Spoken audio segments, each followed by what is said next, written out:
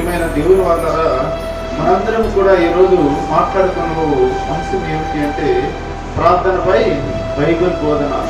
మనకు ప్రార్థన గురించి బైబిల్ ఏమి చెబుతున్నది, అది బైబిల్లో చెబుతున్న మాటలే బోధన. ప్రియమైన దేవుని పిల్లలారా, అదే దేవుడి మాటే దేవుని వాక్యం, అదే దేవుని బోధ ఏమిటో తెలుసా ప్రియులరా? దేవుని వాక్యం. ఆ వాక్యము ఎక్కడ పొందుపరిచి ఉన్నది అంటే మనకు పరిశుద్ధ గ్రంథమైన బైబిల్లో పొందుపరిచి ఉన్నది. అయితే చూడు, మొదటిగా ఎవరి ద్వారా ప్రార్థన ప్రారంభమైనది అంటే ఆదికాండము 4:26 మనందరం కూడా చదువుకోగలిగినట్లయితే ఆదికాండము 4 చివరి వచ్చినండి. ఆదికాండము 4. మరియు షేతునకు కూడా కుమారుడు పుట్టెను, అతనికి ఎనోషా అని పేరు పెట్టెను. అప్పుడు యెహోవా నామమున ప్రార్థన చేయుట ఆరంభమైనది.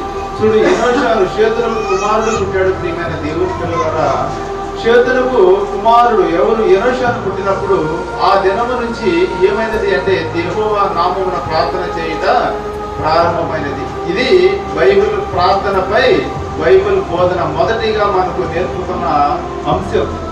చూడు ప్రియమైన దేవుని పిల్లలారా, అసలు ప్రార్థన ఎక్కడ మొదలైందో తెలుసా ప్రియులరా? ఎనోషాను పుట్టినప్పుడు. తర్వాత ప్రార్థనపై బైబిల్ బోధన రెండవదిగా చూడు, అయా స్త్రీ ముసుగు వేసుకొని ఎందుకు ప్రార్థన చేయాలి, పురుషుడు ముసుగు వేసుకోకుండా ప్రార్థన ఎందుకు చేయాలి, ఇది ఆచారమా ఆజ్ఞ అని మనం తెలుసుకోగలిగినట్లయితే ప్రియమైన దేవుని పిల్లలారా, ఇది కూడా బైబిల్ బోధనే. ఇది కూడా బైబిల్ బోధనే. ప్రియమైన దేవుని పిల్లలారా, ఏ ఒక్కటి కూడా ఆచారము కాదు, పరిశుద్ధ గ్రంథం, క్రైస్తవ్యం మతము కాదు, మార్గమైంది మనం నేర్చుకున్నాం. తర్వాత చూడు, ఆ క్రైస్తవ్యంలో ఉన్న మనందరూ కూడా చేస్తున్న ప్రతి ఒక్కటి కూడా ఆచారం కాదు, ఆజ్ఞే. ఆజ్ఞానుసారంగా చేస్తున్నాము కానీ ఆచారంగా చేయట్లేదు ప్రియులారా. అయితే మనలో కొందరు తెలిసి ఉండొచ్చు, కొందరికి తెలియకుండా ఉండొచ్చు. కొందరు చూడు, ముందు వచ్చిన వారు ఆ స్త్రీలైతే ముసుగు వేసుకొని ప్రార్థన చేస్తున్నారు, పురుషులైతే ముసుగు వేసుకోవాలని ప్రార్థన చేస్తున్నారు కనుక తర్వాత వచ్చిన వారు కూడా అదే ఆచారం అని చేస్తూ ఉండవచ్చు. అయితే మన పరిశుద్ధ గ్రంథం ఏమని చెబుతున్నది అంటే అది ఆచారం కాదు, ఆజ్ఞ. అది ప్రార్థనపై బైబిల్ బోధన. ప్రియమైన దేవుని పిల్లలారా, చదవండి. కొరింథీయులకు రాసిన మొదటి పత్రిక. అపోస్తలుడైన పౌలు గారు కొరింథీయులకు మొదటి పత్రికను రాస్తూ 11:4 దగ్గర నుంచి మనకు తెలియపరుస్తున్నాడు. స్త్రీ ఏ విధముగా ప్రార్థన చేయాలి, పురుషుడు ఏ విధముగా ప్రార్థన చేయాలి అని చదవండి. ఏ పురుషుడు తల మీద ముసుగు వేసుకొని ప్రార్థన చేయును లేక ప్రవర్తించును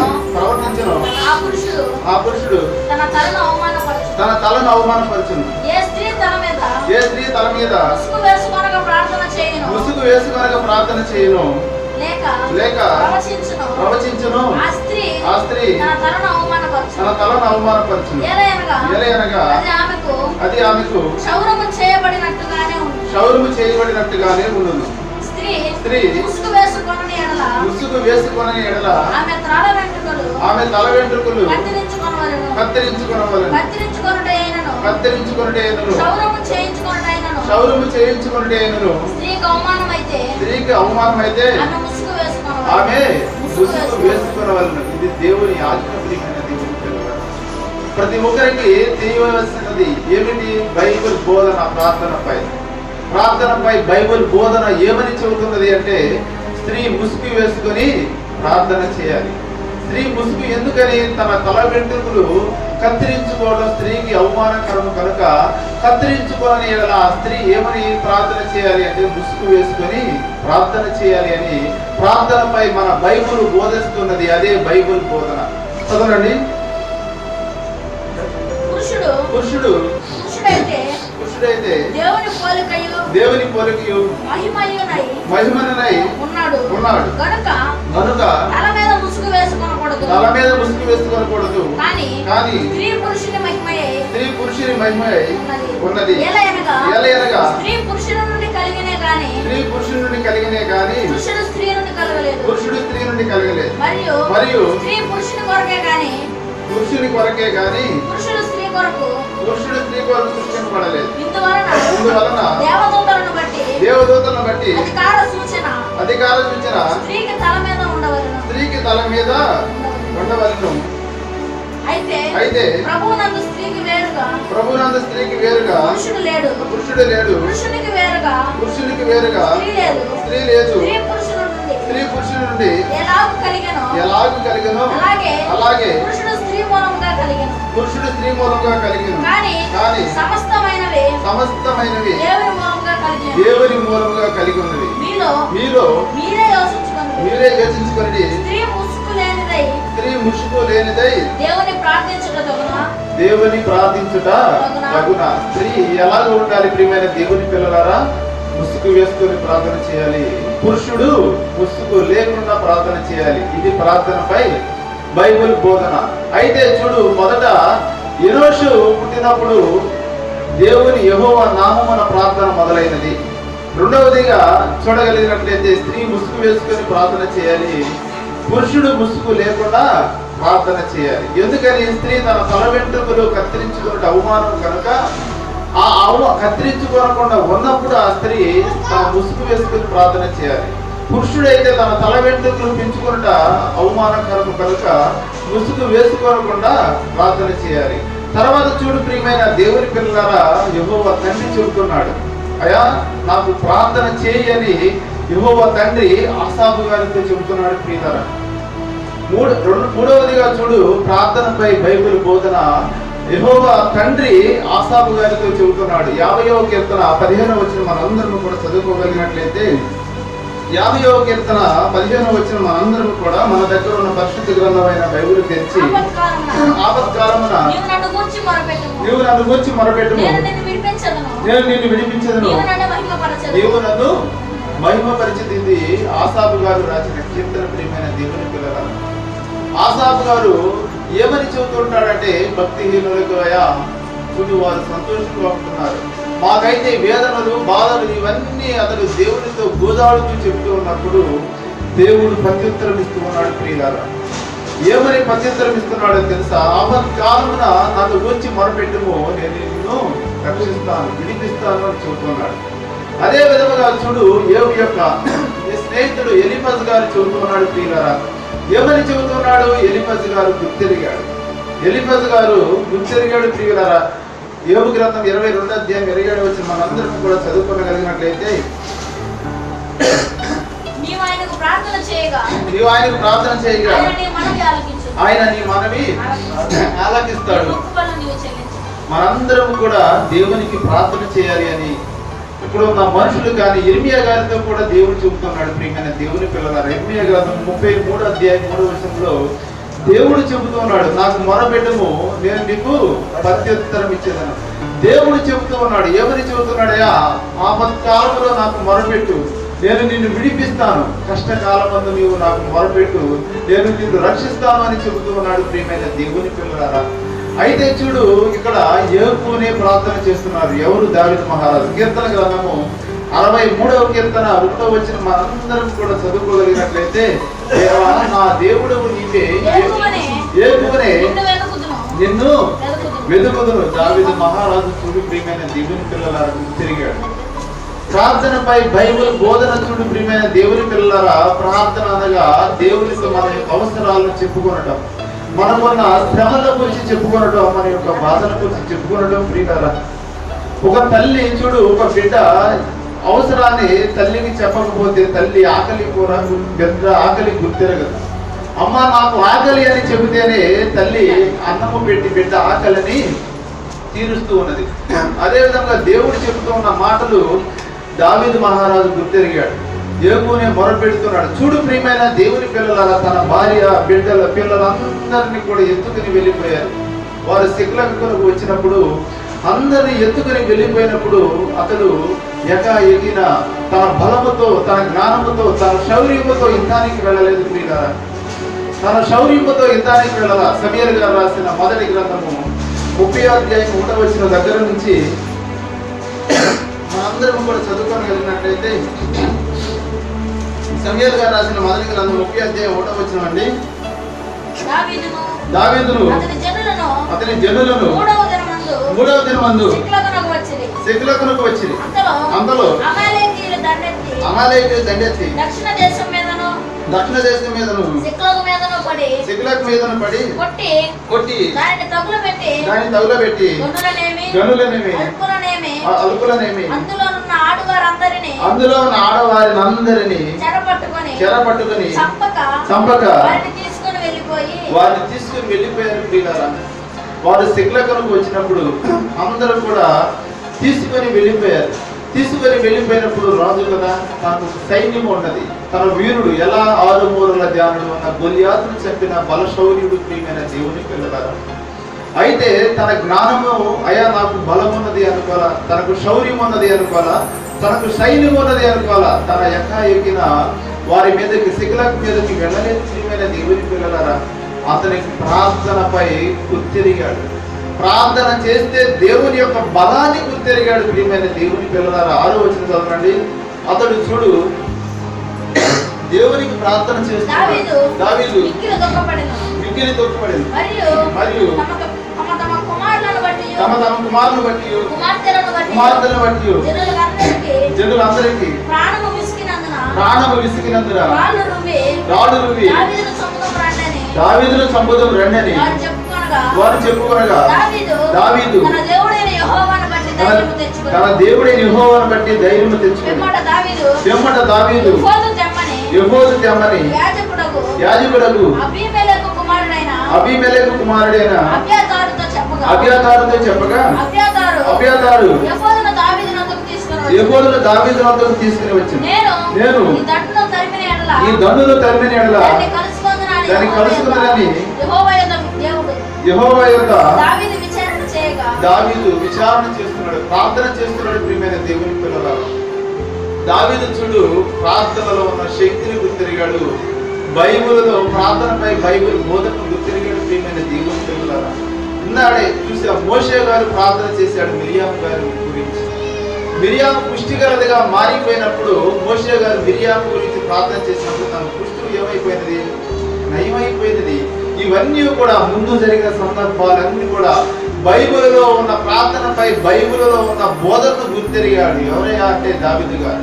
అయా చూడు, నా దేవుడు నా భార్యలను నా యొక్క కుమార్తెలను విడిపిస్తాడన్న జ్ఞానము కలిగి జీవించాడు. అలాంటి జ్ఞానముతో బుద్ధి జ్ఞాన సర్వ సంపదలతో చూడు దేవుని దగ్గర విచారణ చేస్తున్నాడు ప్రియమైన దేవుని పిల్లలారా. తన భార్యలను తన పిల్లలందరినీ కూడా రక్షించుకున్నాడు ప్రియమైన దేవుని పిల్లలారా. చూడు దేవుడు ప్రార్థన చేయమన్నాడు, మాట ఇచ్చి తప్పని వాడు మహనీయుడు, మహోన్నతుడు, సర్వలోకాధిపతి, సర్వలోకాధికారి. అలాంటి దేవుని మాట ఎక్కడ కూడా సున్నైనను కొల్లైనను తప్పిపోదు. అదే ప్రార్థనపై బైబిల్ బోధన. దేవుడు చెబుతున్నది ఏమిటి అంటే, ఆపత్కాలంలో నీవు నాకు మొరపెట్టు, నేను నిన్ను రక్షిస్తాను. ఆ మాటను దావీదు మహారాజు గుర్తిరిగాడు. ప్రతి దినము ఏకునే ప్రార్థన చేస్తున్నాడు ప్రియమైన దేవుని పిల్లలారా. మనము కూడా ప్రతి దినము ఏకునే ప్రార్థన చేసేవారుగా ఉండాలి. ఒక ఏలియా చూడు ప్రియమైన దేవుని పిల్లలారా, విధవరాలి కుమారునికి ప్రార్థన చేసినప్పుడు చదవండి.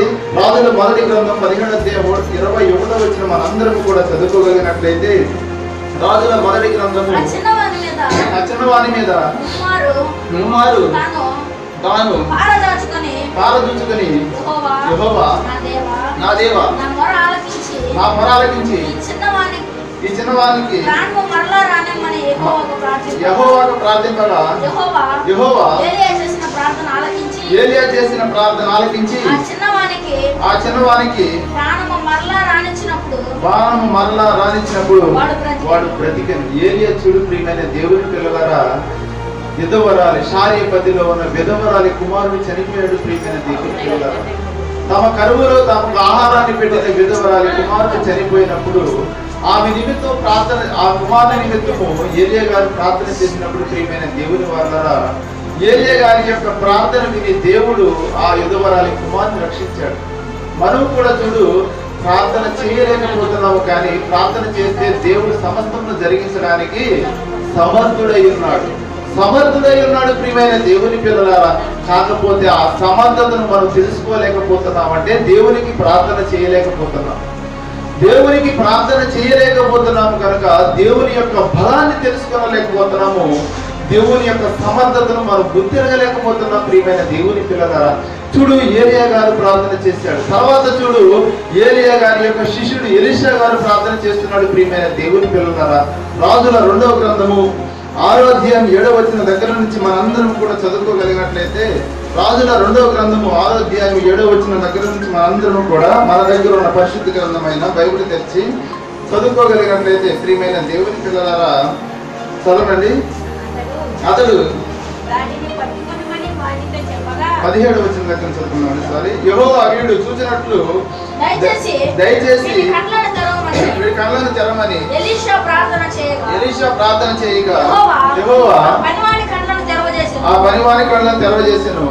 కనుక వాడు ఎలీషా చుట్టూను పర్వతం అగ్ని గుర్ర రథముల చేత రథముల చేతను నిండి ఉండుట చూచెను.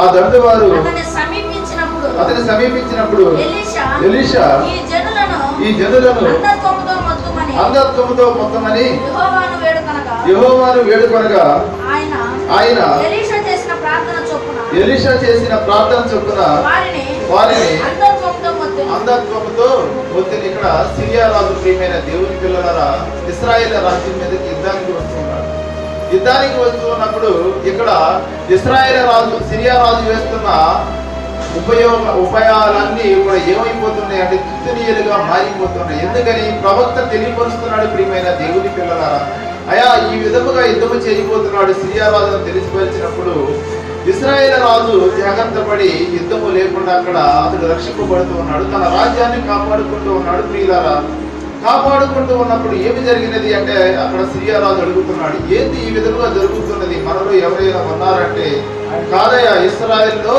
ప్రవక్త ఉన్నాడు అని తెలియపరిచినాడు. ప్రవక్తను తీసుకుని రమ్మన్నప్పుడు అక్కడ ఉన్న శిష్యుడు ఆందోళన పడిపోతున్నాడు. సైన్యమంతా వచ్చేసిందయ్యా, మనల్ని ఇంకా మనం రక్షించేవారు ఎవరు అన్నప్పుడు ఆ శిష్యుడు చూసే విధముగా ప్రార్థన చేసినప్పుడు ఆ సైన్యం యొక్క అంతత్వాన్ని మొత్తివేశాడు, గుడ్డితనంలోకి వెళ్ళిపోయారు ప్రియమైన దేవుని పిల్లలారా. ఎలీషా గారు చేసిన ప్రార్థన చూడు ఎంత గొప్పదో. మనము కూడా వీరందరూ చూడు ప్రియమైన దేవుని పిల్లలారా, దేవుని మాటకు లోబడి దేవుని చూడు మాకు మొరపెట్టు అంటున్నారు కనుక ప్రార్థన చేస్తూ ఉన్నారు. అదే విధముగా చూడు, అన్న ప్రార్థన చేసింది. 1 సమూయేలు 1వ అధ్యాయం 10వ వచనం దగ్గర నుంచి అందరూ చదువుకోగలిగినట్లయితే, అన్న ప్రార్థన చేస్తే సమూయేలుని దయచేసిన దేవుడు ప్రియమైన దేవుని పిల్లలారా.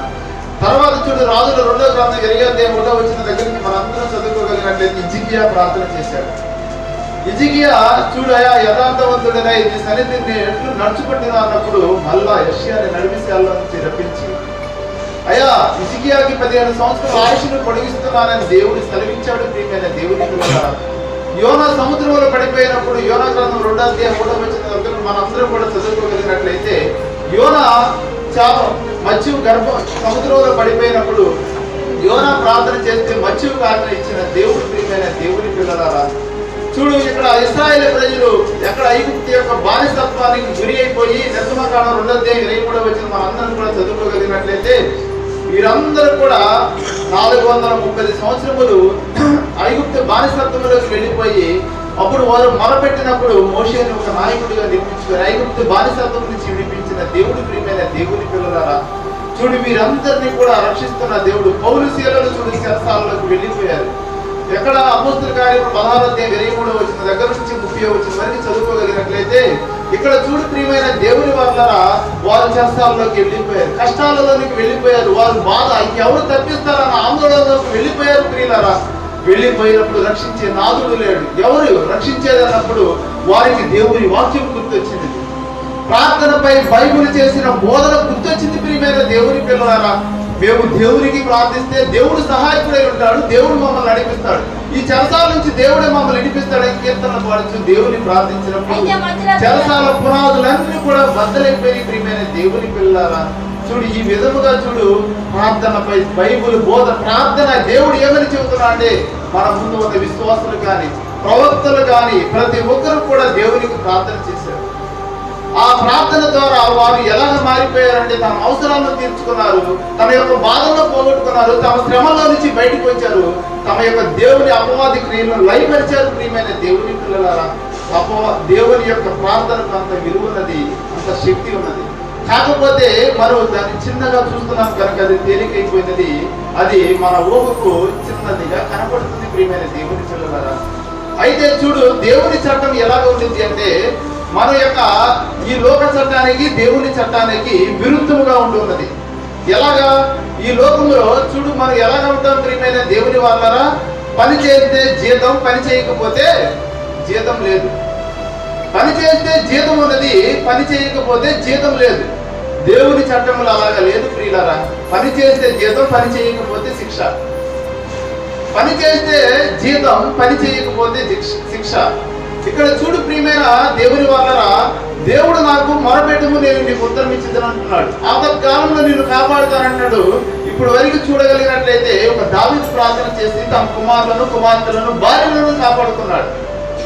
ఏలియా గారు ప్రార్థన చేసి సార్యపతిలో ఉన్న విధవాల యొక్క కుమార్ని కాపాడాడు. ఒక ఎలీషా గారు చూడు, ఇశ్రాయేలు రాజ్యాన్ని కాపాడాడు, అన్నత్వంలో మొత్తి వేస్తాడు. తర్వాత చూడు, అన్న ప్రార్థన చేసి కుమార్ని సంపాదించుకున్నది సమూయేలు గారిని. తర్వాత చూడు ప్రియమైన వాళ్ళరా, హిజ్కియా ప్రార్థన చేసి 15 సంవత్సరాల ఆయుష్ని సంపాదించుకున్నాడు.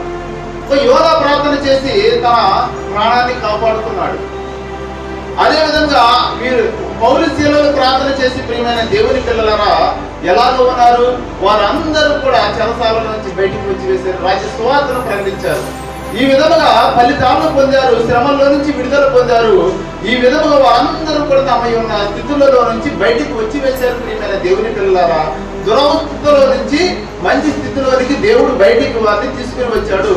ఒక విధంగా చెప్పాలి అంటే వారు ఉన్న చెడ్డ పరిస్థితుల్లో నుంచి వారికి మంచి అనుకూలమైన పరిస్థితుల్లో దేవుడు కల్పించాడు ప్రార్థన చేయడం వల్ల.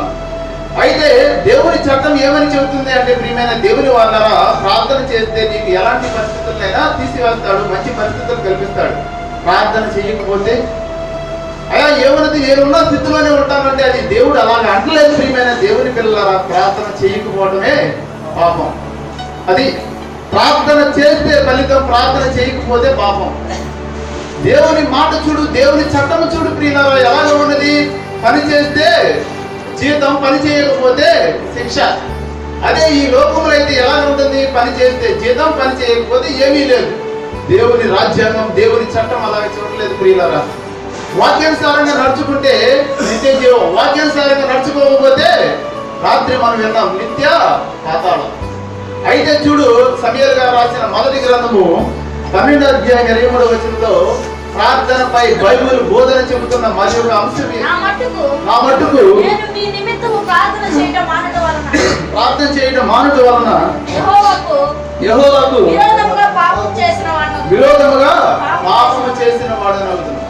చూడు ప్రియమైన దేవుని పిల్లలకి వరకు ప్రార్థన చేసి తమ యొక్క స్థితులను మార్చుకున్న వారిని, చెడ్డ పరిస్థితుల్లోంచి మంచి పరిస్థితుల్లోకి వెళ్ళిన వారిని, కుమారులు సంతానము లేకపోతే సంతానము పొందిన వారిని, ఇంకా తమ యొక్క చనిపోతున్నామని తెలిస్తే దేవుని ప్రార్థన చేస్తే ఆయుష్ను పొందిన వారిని, చెరసాలలో ఉన్నప్పుడు దేవుని ప్రార్థన చేసి చెరసాల నుంచి బయటకు వచ్చిన వారిని చూసాం. ప్రార్థన చేయకపోవటమే పాపం అని చెబుతున్నాడు ప్రియమైన దేవుని పిల్లలారా. మనం ఆ మాట గుర్తిరగలేక మనం ఏం చేస్తున్నామో తెలుసా? ఏమి చేస్తున్నామో తెలుసా ప్రియమైన దేవుని పిల్లలారా? మనకు బాధ వచ్చినప్పుడే ప్రార్థన చేస్తున్నాం. మనకు ఏదైనా సరే ఒక ఇబ్బందులు వచ్చినప్పుడే ప్రార్థన చేస్తున్నాం. మనకు వ్యాధులు వచ్చినప్పుడే ప్రార్థన చేస్తున్నాం. అది దేవుడు పాపం అని చెబుతున్నాడు ప్రియమైన దేవుని పిల్లలారా. అయితే ఆ మాటను గుర్తెరిగి మనం చూడు, సోమరులమై కొంతమంది ప్రార్థన చేయలేకపోతున్నాం. కొంతమంది మనుషులకు భయపడి ప్రార్థన చేయలేకపోతున్నాం. కొంతమంది చూడు, మనం నిద్రను మేలుకొనలేక ప్రార్థన చేయలేకపోతున్నాం. రాజును ధిక్కరించి ప్రార్థన చేశాడు ప్రియమైన దేవుని పిల్లలారా దానియేలు గారు. రాజును ధిక్కరించి, రాజు శాసనాన్ని ధిక్కరించి ప్రార్థన చేశాడు. నా దేవునికి నేను ప్రార్థన చేయకపోవడమే పాపం అని దానియేలు గుర్తిరిగాడు. దానియేలు గుర్తిరిగాడు ప్రియమైన దేవుని పిల్లలారా. దానియేలు గ్రంథము చదువుకుందామండి. మన దగ్గర ఉన్న పరిశుద్ధ గ్రంథమైన బైబిల్ తెరిచి దానియేలు గ్రంథము 6వ అధ్యాయము మనందరం కూడా చదువుకోగలిగినట్లయితే 6వ అధ్యాయం 15వ వచనం దగ్గర నుంచి చదువుకున్నామండి. ఆ మనుషుల్ని దీన్ని చూసి రాజు సన్నిధికి సందడిగా కుడి వచ్చి, రాజు స్థిరపరిచిన ఏ శాసనము గాని ఎవడును రద్దుపరచజాలడు. ఇది ఆదియులకును పాలసీలకును విధి అని తమను తెలుసుకొనవలెనని అంతటా రాజు ఆజ్ఞయ్యగా బంట్రోతులను దానియేలును పట్టుకొని పోయి సింహముల గుహలో పడద్రోయగా రాజు నీవు అనుదినము తప్పక సేవించుచున్న నీ దేవుడే నిన్ను రక్షించునని దానియేలుతో చెప్పారు. వారు ఒక రాయి తీసుకొని వచ్చి గుహ ద్వారమున వేసి దాన్ని మూసిరి. మరియు దానియేలును గురించి రాజు యొక్క తీర్మానము మారునేమని రాజు ముద్రను అధికారుల ముద్రను వేసి దాన్ని ముద్రించింది. అంతటా రాజు తన నగరులకు వెళ్ళి ఆ రాత్రి అంతా ఉపవాసం ఉండి రాజ్య వాయిద్యములను జరగనీయలేదు. అతనికి నిద్ర పట్టకపోయింది. తెల్లవారుజామున రాజు వేగరమే లేచి సింహముల గుహ దగ్గర త్వరపడిపోయాను. అతడు గుహ దగ్గరకు రాగానే దుఃఖ స్వరముతో దానియేలును పిలిచి జీవము గల దేవుని సేవకుడు అయిన దానియేలు నేను రక్షింపగలిగిన అని అతను అడిగాను. అందుకు దానియేలు రాజు చిరకాలము జీవించును గాక. చూడు ప్రియమైన దేవుని పిల్లలారా, మాదీల యొక్క పారసీకుల యొక్క చట్టం. రాజు ఒక శాసనాన్ని రాయించాడు. ఆ శాసనము ఎవరు ధిక్కరించారు అంటే దానియేలు గారు ధిక్కరించారు. ప్రియులారా, ధిక్కరించినప్పుడు సింహముల గుహలో వేస్తే సింహముల దగ్గర నుంచి దేవుడు రక్షించాడు. సింహాల నోడను ఊహించి దానియేలును రక్షించాడు. ఆ శాసనం ఏమిటో తెలుసా ప్రియులారా? 7వ వచనం దగ్గర నుంచి మనం అందరం చదువుకోగలిగినట్లయితే, రాజు దర్యావేషు రాజ్యము ప్రధానులను, సేనాధిపతులు, అధిపతులు, మంత్రులు, సంస్థానాధిపతులు అందరూ కూడి రాజుకు ఖండితమైన చట్టము స్థిరపరిచి దాని శాసనముగా చాటింప చేయనట్లు యోచన చేసిరి. ఎట్లనగా 30 దినముల వరకు నీ యొద్ద తప్ప మరి ఏ దేవుని యొద్దైనను మానవుని యొద్దైనను ఎవడును ఏ మనవి చేయకూడదు, ప్రార్థన చేయకూడదు. రాజు ఒక చట్టాన్ని రాశాడు. ప్రియమైన దేవుని పిల్లలారా, 30 దినముల వద్దగా 30 దినములు ఏ మానవుని యొద్దైనను ఏ దేవుని యొద్దైన ఎవరు కూడా ప్రార్థన చేయకూడదు అని ఒక చట్టాన్ని రాస్తే, ఆ చట్టాన్ని ధిక్కరించి తాను ఇంటికి వెళ్ళి యెరూషలేము తట్టు తాను కిటికీలు తెరిచి దేవునికి ప్రార్థన చేస్తున్నాడు. రాజుకు భయపడలేదు. ప్రియమైన దేవుని పిల్లలారా, దేవునికి భయపడ్డాడు. అయ్యా, ప్రార్థన చేయకపోవడమే పాపం అని ఒక దానియేలు గుర్తిరిగాడు. ప్రియమైన దేవుని పిల్లలారా, మనం గుర్తిరగలేకపోతున్నాం. మనము కూడా గుర్తిరిగితే పాపం లేని వారిగా ఉండిపోతాము. మనం గుర్తిరగకపోతే అవసరాలు వచ్చినప్పుడే ప్రార్థన చేస్తే దేవుని దృష్టికి దోషులుగా మిగిలిపోతాం. ప్రియులారా, అలాగా ఉండకూడదని మనకు ఇవన్నీ కూడా ఎందుకు రాయించి పెట్టాడో తెలుసా?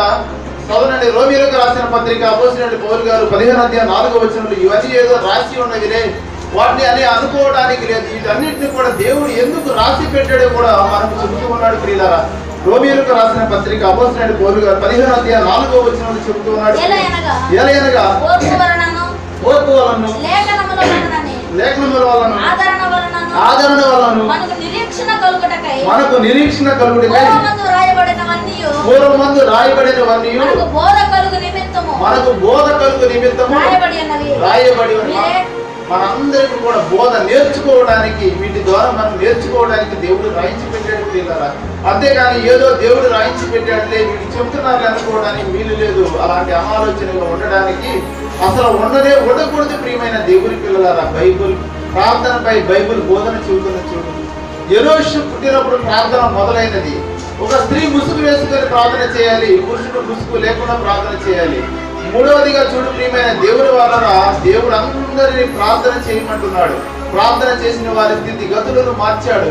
కుమారులు లేని వారికి కుమారులు దయచేశాడు. అనారోగ్యంతో ఉన్న వారికి ఆరోగ్యం ఇచ్చాడు. ఇంకా చూడు, ఆయుష్ అయిపోయిన వారికి ఆయుష్ను పొడిగించిన దేవుడు, శత్రువుల చేతిలో ఉన్న వారి శత్రువుల చేతిలో నుంచి విడిపించిన దేవుడు. ప్రార్థనలోని శక్తి చూడు ప్రియులారా.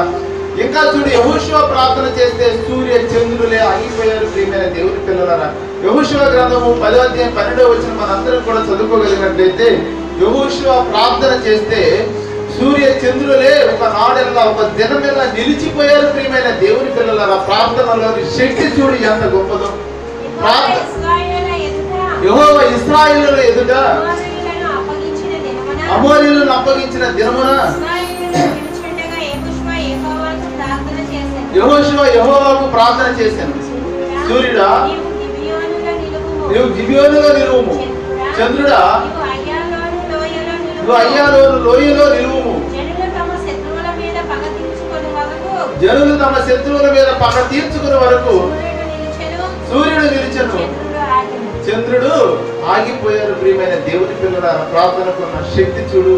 ప్రార్థనపై బైబిల్లో బోధిస్తున్న బోధన చూడు. బైబిల్ ప్రార్థనపై బోధిస్తున్న బోధన ఇలాగ ఉన్నది.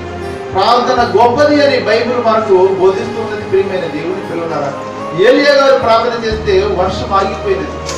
మరలా ప్రార్థన చేస్తే వర్షం ఇచ్చిన దేవుడు. ప్రియమైన దేవుని పిల్లలారా, యాకోబు రాసిన పత్రిక 5:17 రాయబడి ఉన్నది. ఏలియా గారు ప్రార్థన చేస్తే వర్షం ఆగిపోయినది. తర్వాత మరలా ప్రార్థన చేస్తే వర్షాన్ని ఇచ్చిన దేవుడు. చూడు, ప్రార్థన గురించి ఏలియా మన వంటి స్వభావం గల మనుషుడే రక్షింపగా ఉంటున్నట్లు అతడు ఆసక్తితో ప్రార్థన చేయగా 3.5 సంవత్సరముల వరకు భూమి మీద వర్షింపలేదు. అతడు మరలా ప్రార్థన చేయగా ఆకాశం వర్షించింది. సూర్య చంద్రులు నిలిచిపోయారు. ప్రార్థన గురించి బైబిల్ బోధిస్తున్న బోధన చూడు, ఎంత చూడు. ప్రియమైన దేవుని పిల్లలారా, ప్రార్థనకి సూర్య చంద్రులే ఆగిపోయారని బైబిల్ చెబుతూ ఉన్నది. ప్రార్థన గురించి, ప్రార్థనపై బైబిల్ బోధిస్తూ ఉన్నది. ప్రియమైన దేవుని పిల్లలారా, ప్రార్థన చేస్తే సూర్య చంద్రులే ఆగిపోయారని చెబుతున్నది. ప్రార్థనపై బైబిల్ బోధిస్తూ ఉన్నది. ఏమి బోధిస్తున్నది అంటే, ఏలియా ప్రార్థన చేస్తే ఒక 3.5 సంవత్సరం వర్షమే ఆగిపోయిందని చెబుతున్నది. ప్రార్థనపై బైబిల్ బోధన చూడు ప్రియులారా. ప్రార్థన గురించి బైబిల్ అంత బోధన చేస్తూ ఉన్నది, అంత బోధిస్తూ ఉన్నది. ప్రియమైన దేవుని పిల్లలారా, అది ప్రార్థనపై బైబిల్ బోధన. ప్రార్థన గురించి బైబిల్ అంత గొప్పగా చెబుతూ ఉన్నది. ప్రియమైన దేవుని పిల్లలారా, ప్రార్థన చేయకపోవడమే పాపం. అయితే చూడు, అయ్యా, ఒక యెహోషువ ప్రార్థన చేస్తే సూర్య చంద్రులు ఆగిపోయారు. ఒక ఏలియా గారు ప్రార్థన చేస్తే 3.5 సంవత్సరం వర్షం ఇయ్యలేదు. మనం ప్రార్థన చేస్తే ఎందుకు జరగడం లేదయ్యా? అది కూడా తెలుసుకుందాం. ప్రియమైన దేవుని పిల్లలారా, వారు ప్రార్థన చేస్తే సూర్య చంద్రులు ఆగిపోయారు. ఇంకా ఏలియా గారు ప్రార్థన చేస్తే వర్షం ఆగిపోయినది. మరలా ప్రార్థన చేస్తే వర్షాన్ని ఇచ్చిన దేవుడు. మన ప్రార్థన ఎందుకు దేవుడు వింటలేదు?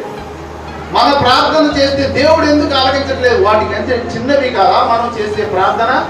అంటే వారేలా ప్రార్థన చేస్తే దేవుడినేది, మన ప్రార్థన ఎక్కడా అంటే దేవుడు కొన్ని నియమాలు పెట్టాడు. ప్రియమైన దేవుని పిల్లలారా, ప్రార్థనపై బైబిల్లో బోధిస్తున్న బోధనపై నువ్వు ప్రార్థన చేస్తే దేవుడు మన ప్రార్థన వినడానికి కొన్ని నియమాలు పెట్టాడు. ప్రియమైన దేవుని పిల్లలారా, చదవండి. యెషయా మొదటి నియమం ఏమిటి అంటే, యెషయా గారు రాసిన గ్రంథము 59వ అధ్యాయం 1వ వచనంలో, మనలో పాపం ఉండటం వల్ల దేవుడు మన ప్రార్థన ఆలకించలేదు. వర్షింపగా నేరకు ఉండినట్లు యెహోవా హస్తము కూర్చకాలేదు, విననేరక ఉండినట్లు ఆయన చెవులు మందము కాలేదు. మీ దోషములు మీకును మీ దేవునికి అడ్డముగా వస్తుంది. మీ పాపములు ఆయన ముఖమును మరుగుపరచెను కనుక ఆయన ఆలకింపక ఉన్నాడు. మనం ప్రార్థన చేసినప్పుడు మన దోషములు ఆయన అడ్డముగా వచ్చేస్తున్నాయని చెప్తున్నాడు. ప్రియమైన దేవుని పిల్లలారా, మన యొక్క పాపాలు ఆయన ముఖాన్ని కప్పివేస్తూ ఉన్నప్పుడు మన ప్రార్థన ఆయన ఆలకింపక ఉన్నాను అని దేవుడే చెబుతూ ఉన్నాడు. ఎవరో చెప్పడం కాదు. ప్రియమైన దేవుని పిల్లలారా, దేవుడే చెబుతూ ఉన్నాడు. అయ్యా, మీరు పాపం చేసి ప్రార్థన చేస్తున్నారు కనుక మీ మనవి నేను ఆలకించడం లేదు. మీ మనవి నేను ఎందుకు ఆలకించడం లేదంటే, మీరు పాపము చేసి ప్రార్థన చేస్తున్నారు. అయ్యా, మా పాపము ఇప్పటి వరకు, ప్రియమైన దేవుని పిల్లలారా, ఏదైనా సరే పాపం చేసి ప్రార్థన చేస్తే ఇక నుంచి మన పాపం పోవాలి అంటే ఏమి చేయాలో తెలుసా? ప్రియమైన దేవుని పిల్లలారా, యెషయా గారు చూడు, తన పాపాన్ని ఒప్పుకున్నప్పుడు పవిత్రుడిగా మారిపోయాడు. ప్రియమైన దేవుని పిల్లలారా, చూడు, పాపం చేస్తే ప్రార్థన ఏమన్నా దేవుడే మన పాపం పోవడానికి కూడా ఒక సమాధానాన్ని, ఒక నియమాన్ని దేవుడు నియమించి ఉన్నాడు. దేవుడు విడిచిపెట్టడు. ప్రియమైన దేవుని పిల్లలారా, తల్లి అయినా విడిచిపెడుతుంది, తండ్రి అయినా విడిచిపెడతాడు, కానీ దేవుడు విడిచిపెట్టడు. పాపం చేశాడు లే, వీరి ప్రార్థన నేను వినకుండా ఉంటాను అని విడిచిపెట్టడు. ఇంకా మనకు సమాధానం ఇస్తూ ఉన్నాడు. ఇంకా దానికి సమాధానాన్ని కూడా మన ముందు ఉంచుతున్నాడు ప్రియమైన దేవుని పిల్లల. యెషయా గారు రాసిన గ్రంథం 6వ అధ్యాయం 5వ వచనంలో యెషయా తన పాపాలను ఒప్పుకున్నప్పుడు పవిత్రుడిగా మారిపోయాడు. మనం కూడా ఏదైనా పాపం చేసి దేవునికి ప్రార్థన చేస్తూ ఉంటే, దేవుడు మన ప్రార్థన ఆలకించలేకుండా ఉంటే, మన మనస్సాక్షి తెలుసు ప్రియమైన దేవుని పిల్లలు ఏది పాపమో ఏది పాపము కాదు దాన్ని ఒప్పుకొని విడిచిపెట్టాలి. అతిక్రమమును దాచిపెట్టేవాడు వర్ధిల్లడు, వాటిని ఒప్పుకొని విడిచిపెట్టేవాడు కనికరము పొందును. కనుక మనందరము కూడా ప్రియమైన దేవుని పిల్లలారా, యెషయా గారు రాసిన గ్రంథం 6వ అధ్యాయం 5వ వచనం ఒకసారి చదవండి. అయ్యో నేను అపవిత్రమైన పెదవులు గలవాడను, నేను అపవిత్రమైన పెదవులు గలవాడను, అపవిత్రమైన పెదవుల గల జనుల మధ్య నివసించువాడను, నేను నశించితిని. రాజులకు సైన్యములకు అధిపతి యెహోవాను సెలవిస్తున్నాను, కన్నులారా చూస్తున్నాను. అప్పుడు ఆ శరాపుల్లో ఒకడు తాను బలిపీఠం మీద నుండి కారుతో తీసిన నిప్పును చేత పట్టుకుని నా యొద్దకు ఎగిరి వచ్చి నోటికి దాన్ని తగిలించి, ఇది నీ పెదవులకు తగిలిన కనుక నీ పాపములకు ప్రాయశ్చిత్తమైన. యెషయా గారు చేసిన దేవుడు తెలిసే ప్రియులారా, తన పాపాలను తాను ఒప్పుకున్నాడు. పాపం చేసి ప్రార్థన చేస్తే దేవుడు ఆలకించడం లేదు. మనందరిలో కూడా ఏదైనా పాపం ఉంటే ఒప్పుకొని పవిత్రుడిగా మారిపోదాం ప్రియమైన దేవుని పిల్లలు. ఇదే మాట యోహాను గారు రాసిన మొదటి పత్రిక 1వ అధ్యాయం 9వ వచనంలో కూడా మనకు తెలియపరుస్తున్నాడు. మన పాపములను మనం ఒప్పుకొని ఎడలా ఆయన మన పాపం మనం ఒప్పుకొని ఎడలా ఆయన నమ్మదగిన వాడును నీతిమంతుడను కనుక మనల్ని పవిత్రులుగా చేయను ప్రియమైన దేవుని పిల్లలు. అదే ప్రార్థనపై బైబిల్ బోధిస్తున్న బోధన. ప్రార్థనపై బైబిల్ బోధన ఏమని చెబుతున్నది అంటే, పాపం చేసి ప్రార్థన చేస్తే దేవుడు ఆలకించడు. అయితే నా పాపాలు పోవాలి అంటే మనందరం కూడా మన పాపాలను మనము ఒప్పుకోవాలి ప్రియమైన దేవుని పిల్లలారా. అయితే పాపం లేదు, ఇంకా దేవుడు ఎందుకు ఆలకించడం లేదు? పాపం లేదు అయినా దేవుడు ఎందుకు ఆలకించడం లేదంటే, యాకోబు గారు రాసిన పత్రిక 4వ అధ్యాయం 3వ వచనంలో చెబుతున్నాడు, మనం అడుగుతున్నవి దురుద్దేశాలను అడుగుతున్నాం. మీరు అడిగినను మీ భోగముల నిమిత్తం వినియోగించుటకై దురుద్దేశముతో అడుగుతారు కనుక మీకేమీ దొరుకుటలేదు. ప్రార్థనపై బైబిల్ బోధిస్తున్న బోధన ఏమిటి అంటే ప్రియమైన దేవుని పిల్లలారా, రెండవదిగా దేవుడు మీ ప్రార్థన ఎందుకు ఆలకించట్లేదంటే, మీరు అడిగేది దురుద్దేశముగా ఉన్నది. సదుద్దేశముగా ఉంటే దేవుడు మన ప్రార్థన ఆలకిస్తాడు, కానీ దురుద్దేశముగా ఉంటే దేవుడు ఆలకించాడు. సదుద్దేశముగా ఉన్న సొలొమోను ప్రార్థన దేవుడు ఆలకించాడు ప్రియమైన దేవుని పిల్లలారా. రాజుల మొదటి గ్రంథం 3వ అధ్యాయం 9వ వచనం మనందరం కూడా చదువుకోగలిగినట్లయితే దేవుడే మెచ్చుకున్నాడు. అయ్యా నువ్వు చేసిన ప్రార్థన నాకు అనుకూలంగా ఉన్నది అని దేవుడు మెచ్చుకున్నాడు. ఎంత గొప్పదైన నీ జన్మలకు న్యాయము తీర్చగలిగిన వాడు ఎవడు? కాబట్టి నేను మంచి చెడ్డలు వివేచించి నీ జనులకు న్యాయము తీర్చినట్లు నీ దాసుడైన నాకు వివేకము గల హృదయము దయచేయమని సొలొమోను చేసిన ఈ మనవి ప్రభువులకు అనుకూలమైనది. అతను అడిగినది దురుద్దేశంగా లేదు ప్రియమైన దేవుని పిల్లలారా. అప్పుడు అతనికి జ్ఞానముతో పాటు ఐశ్వర్యమును ఘనతనిచ్చిన దేవుడు గొప్ప దేవుడు కాదా ప్రియమైన దేవుని పిల్లలారా? చూడు, ప్రార్థనపై బైబిల్ ఏ విధముగా బోధిస్తున్నది అంటే అదే ప్రార్థనపై బైబిల్ బోధన. ప్రార్థన గురించి చెప్పలేని శక్తిముగా బోధిస్తూ ఉన్నది బైబిల్. బైబిల్ కనుక దేవుని మాటలో ఉన్న దేవుని వాక్యం ఉన్న పుస్తకం ప్రియమైన దేవుని పిల్లలారా, అదే పరిశుద్ధ గ్రంథమైన బైబిల్. ఆ బైబిల్ బోధిస్తున్న బోధన ఏమిటో తెలుసా? ప్రార్థన గురించి గొప్పగా బోధిస్తున్నది. ఈ ప్రార్థన చేసే వ్యక్తిలో పాపం ఉండకూడదు. రెండవదిగా దురుద్దేశాలతో అడగకూడదు. మూడవదిగా ఏమి చెబుతున్నాడో తెలుసా ప్రియమైన దేవుని పిల్లలారా? సొలొమోను ప్రార్థన చేస్తున్నాడు. ఎప్పుడు యెరూషలేము మందిరం కట్టినప్పుడు సొలొమోను దేవునికి ప్రార్థన చేస్తున్నప్పుడు దేవుడు సొలొమోనుతో మాట్లాడుతున్న మాటలు ప్రియమైన దేవుని పిల్లలారా, దినవృత్తాంతాల 2వ గ్రంథం 7వ అధ్యాయం 14వ వచనంలో సొలొమోనుతో దేవుడు మాట్లాడుతున్నాడు. యెరూషలేము మందిరం నా పేరు పెట్టబడిన నా జనులు తమ్ము తాము తగ్గించుకొని ప్రార్థన చేసి నన్ను వెతికి తమ చెడు మార్గములు విడిచిన యెడల ఆకాశము నుండి నేను వారి ప్రార్థనను విని ఆకాశము నుండి నేను వారి ప్రార్థనను విని వారి పాపములు క్షమించి వారి దేశమును స్వస్థపరిచేదను. చూడు ప్రియమైన దేవుని పిల్లలారా, మూడవదిగా ప్రార్థనపై బైబిల్ బోధిస్తున్న బోధన ఏమిటో తెలుసా? మనందరికీ కూడా ప్రతి ఒక్కరు కూడా తాము తగ్గించుకొని ప్రార్థన చేయాలి. ఏ ఒక్క మనిషి కూడా తను తాను హెచ్చించుకోకూడదు. తాను తగ్గించుకునేవాడు హెచ్చింపబడును, తాను హెచ్చించుకునేవాడు తగ్గింపబడును. అయితే చూడు, తమ చెడు మార్గములు విడిచిపెట్టాలి. తమ చెడు నడతలను మార్చుకోవాలి. నినివే పట్టణం గురించి ప్రియమైన దేవుని పిల్లలారా యోనా గారు ప్రకటన చేస్తున్నాడు. యోనా గారు దాని పరిమాణం ఎంత అంటే 3 దినాల ప్రయాణం అంత పరిమాణం గల పట్టణం. ప్రియమైన దేవుని పిల్లలారా 40 దినాలు అతను ప్రకటన చేశాడు. ఏమని ప్రకటన చేశాడు? 40 దినాలకు నినివే పట్టణం నాశనం అవ్వబోతున్నది అని ప్రకటన చేసినప్పుడు అక్కడ ఉన్న వారందరూ కూడా గోరి పట్ట కట్టుకొని తాము తగ్గించుకొని దేవునికి విజయులైపోయారు. ప్రియమైన దేవుని పిల్లలారా చదువునండి 3వ అధ్యాయము, యోనా గ్రంథం 3వ అధ్యాయం 8వ వచనం దగ్గర నుంచి చదువుకోగలిగినట్లయితే, ఒకవేళ దేవుడు మనసు తిప్పుకొని తన కోపాన్ని చల్లార్చుకొనును కనుక మనుషులు ఏది పుచ్చుకొనకూడదు. పశువులు కానీ ఎద్దులు కానీ గొర్రెలు కానీ మేత వేయకూడదు, నీళ్లు త్రాగకూడదు. మనుషులందరూ తమ దుర్మార్గములు విడిచి తమ చేయు బలత్కారమును మానివేయవలెను. మనుషులేమి పశువులేమి సమస్తమును గోనెపట్ట కట్టుకోవలెను. జనులు మనస్పూర్వకముగా దేవుని వేడుకొనవలెను. దూతలు నినివే పట్టణంలో చాటించి ప్రకటన చేసి, ఈ నినివే వారు తమ చెడు నడతలను మానుకొనగా వారు చేయించిన క్రియలను దేవుడు చూచి పశ్చాత్తాపుడై కీడు చేయక మానివేశాడు. ప్రియమైన దేవుని పిల్లలారా, అది ప్రార్థనపై బైబిల్ బోధిస్తున్న బోధన ఏమిటి అంటే, తమ చెడు మార్గములు విడిచిపెట్టి ప్రార్థన చేయాలి, తాము తగ్గించుకోవాలి. 4వదిగా ప్రార్థనపై బైబిల్ బోధిస్తున్న బోధన ఏమిటి అంటే, ప్రియమైన దేవుని పిల్లలారా మత్తయి గారు రాసిన సువార్త 6వ అధ్యాయం 5వ వచనంలో, వేషధారుల వలె ప్రార్థన చేయకూడదు. వేషధారుల వలె ప్రార్థన చేయకూడదని మత్తయి గారు రాసిన సువార్త.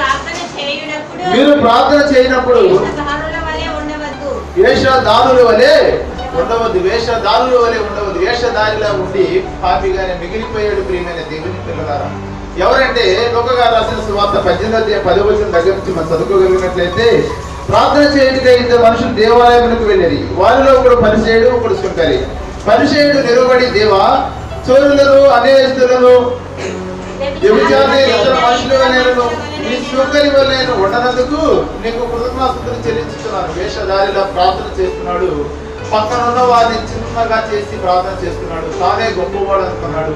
ఒక పాపిగా మిగిలిపోయాడు. ప్రియమైన దేవుని పిల్లలారా, అది 5వదిగా ఇంక ఏమి చెబుతున్నాడంటే, అదే మత్తయి గారు రాసిన సువార్త 6వ అధ్యాయం 6వ వచనం, మనం ఎలాగ ప్రార్థన చేయాలి అంటే,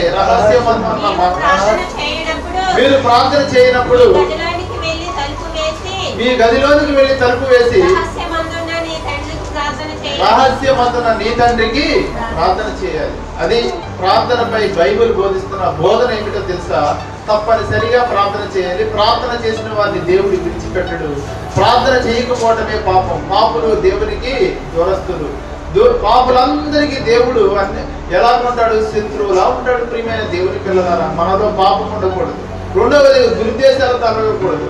3వదిగా మన ప్రవర్తన సర్దిద్దుకొని, అనగా తమ చెడు నడతలను మానుకొని తగ్గించుకొని ప్రార్థన చేయాలి. 4వదిగా మనం ఎలాగ వేషధారుల్లా ప్రార్థన చేయకూడదు. 5వదిగా రహస్యమందున మన తండ్రికి గదిలో ప్రార్థన చేయాలి. ఇవన్నీ ఉన్నా చూడే మన దేవుడు మన ప్రార్థన ఇంకా ఆలకించటంలా. ఇవన్నీ ప్రకారంగా మనం చేస్తున్నాము, ఇంకా దేవుడు మన ప్రార్థన ఆలకించటంలా. ఇంకా మనం ఏ విధంగా ప్రార్థన చేయాలి అంటే, మత్తయి గారు రాసిన సువార్త 21వ అధ్యాయం 22వ వచనం మనం అందరూ కూడా చదువుకోగలిగినట్లయితే, మత్తయి గారు రాసిన సువార్త 21వ అధ్యాయం 22వ వచనం, మరియు మీరు ప్రార్థన చేయనప్పుడు వేటిని అడుగుదురో అవి దొరికినవని నమ్మినవని మీరు వాటన్నిటిని పొందుతారని వారితో చెప్పినవి. మనం ప్రార్థన చేసేటప్పుడు దేవుడు నాకు దయచేస్తున్నాడు, దేవుడు దయచేశాడు అని ప్రార్థన చేస్తే దేవుడు మనకు తప్పనిసరిగా ప్రతి ఒక్క దానిని కూడా, సమస్యలనైనా ఏటినైనా సరే తీర్చగలిగిన దేవుడు, ప్రతి అవసరాలను కూడా తీర్చగలిగిన దేవుడు ప్రియులారా. అందుకే యేసుక్రీస్తు ప్రభు వారికి కూడా చెబుతున్నాడు, లోకగా రాసిన సువార్త 22:40 శోధనలో ప్రవేశింపబడినట్లు మీరు లేచి ప్రార్థన చేయండి అని చూస్తున్నాడు. దేవుడికి వెళ్ళారు, మనందరం కూడా తప్పనిసరిగా ప్రార్థన చేయాలి. ఇంకా మాట్లాడగలిగితే ప్రార్థన ఇంకా ఉన్నది, కానీ సమయాన్ని పాటించాలి కనుక మనం చూడు, ప్రార్థనపై బైబిల్ బోధన గురించి మాట్లాడాలంటే 4-5 గంటలు పోయాక ధీటుగా మాట్లాడొచ్చు. నేను దేవునికి వెళ్ళారా, అయితే సమయాన్ని పాటించాలి కనుక ఈ కొద్ది మాటలు దేవుడు దీవించను గాక.